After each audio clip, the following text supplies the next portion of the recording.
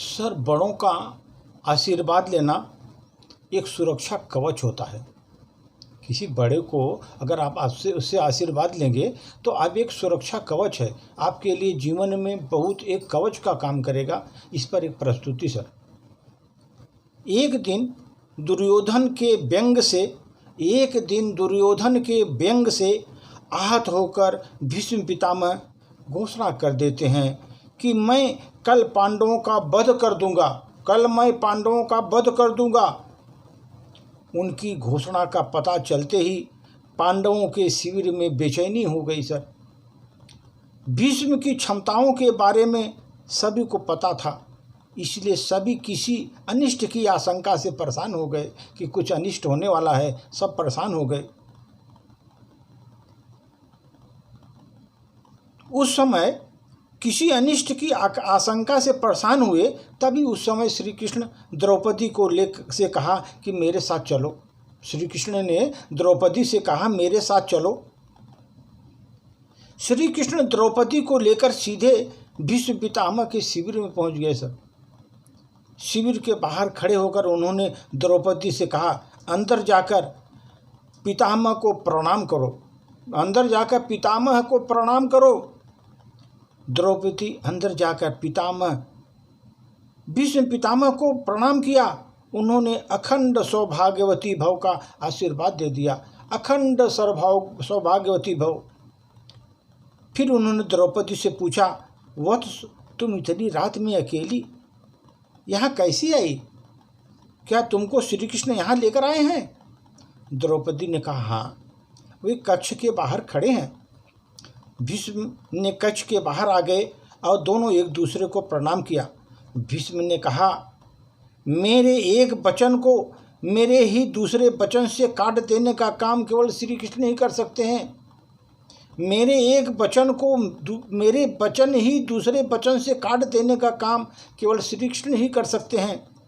शिविर से वापस लौटते समय श्री कृष्ण ने द्रौपदी से कहा, तुम्हारे एक बार जाकर पितामह को प्रणाम करने से तुम्हारे पतियों को जीवन दान मिल गया। अगर तुम प्रतिदिन भीष्म पितामह, धृतराष्ट्र, द्रोणाचार्य आदि को प्रणाम करती होती और दुर्योधन, दुशासन आदि की पत्नियों भी पांडवों का प्रणाम करती होती तो शायद युद्ध की नौबत ही नहीं आती। इसका मतलब होता है सर, वर्तमान में हमारे घरों में जो इतनी समस्याएं हैं उसका मूल कारण है कि हम जाने अनजाने में घर के बड़ों की उपेक्षा कर रहे हैं। यदि घर में बच्चे बहुएं प्रतिदिन घर के सभी बड़ों को प्रणाम कर उनका आशीर्वाद लें तो शायद किसी भी घर में कोई कलेश नहीं रह जाएगा सर, कोई कलेश नहीं रह जाएगा। बड़ों के दिए आशीर्वाद कवच की तरह काम करते हैं। बड़ों के दिए हुए आशीर्वाद कवच का काम करते हैं। उनका कोई अस्त्र शस्त्र उनको भेद नहीं सकता, कोई प्रकार का अस्त्र शस्त्र काम ही नहीं करेगा उस पर। यह हमारी संस्कृति है सर, और अगर इसको नियमबद्ध से किया जाए तो घर स्वर्ग बन जाता है सर। क्योंकि सर, प्रणाम प्रेम है, प्रणाम करना प्रेम है,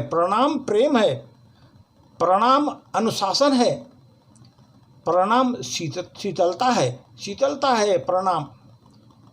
प्रणाम आदर सिखाता है, आदर करना सिखाता है। प्रणाम, आप किसी को प्रणाम कर रहे हैं इसका मतलब उसको आदर दे रहे हैं। प्रणाम आदर सिखाता है। प्रणाम से आपके मन में सुविचार आते हैं, अच्छे विचार आएंगे सर।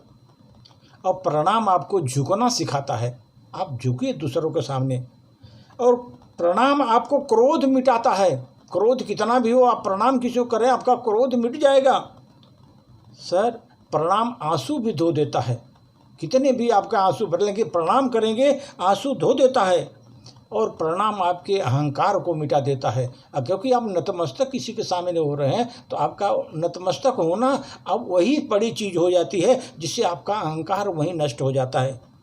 और प्रणाम हमारी संस्कृति है सर। हम अपने बड़ों का प्रणाम करना चाहिए, उनसे जो है बड़ों को प्रणाम करके उनका आशीर्वाद लेना चाहिए, जिससे हमारे की कवच का काम करे, हम आगे उन्नति करते रहे सर।